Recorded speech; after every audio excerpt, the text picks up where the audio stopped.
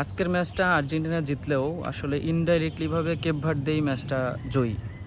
কারণ কেপ ভার্দের মতো দল এরকম ফাইট দেওয়া মানে ওদের কাছে ওরা এটাই জয়লাভ করছে আসলে।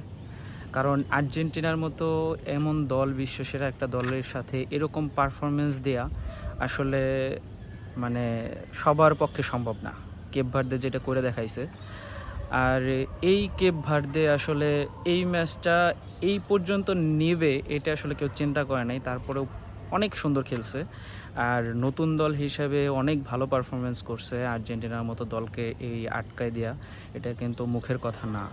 আর সেই জন্য কেপ ভার্দে আসলে চলে যাইতেছে, কিন্তু কেপ ভার্দের যেটা খেলার যে একটা ধরন বা একটা কেপ ভার্দের যে একটা খেলার যারা ফুটবল প্রেমী তাদের কাছে কেপ ভার্দে কিন্তু একটা ইতিহাস হয়ে থাকতেছে এই বছর।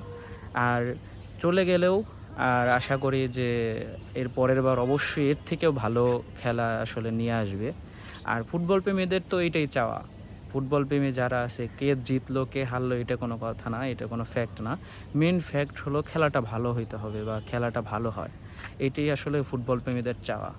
তো আসলে আজকে যে মানে কেপ ভার্দে যে পারফরমেন্সটা দেখাইছে এবং এই বিশ্বকাপে যে কেপ ভার্দে পারফরমেন্সটা দেখাইছে, আসলে এটা ফুটবল প্রেমীদের জন্য নতুন একটা পাওয়া।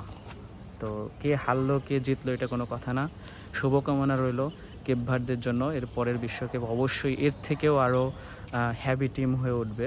এটাই আসলে আশা ভরসা এই কেপ ভার্দেকে নিয়ে।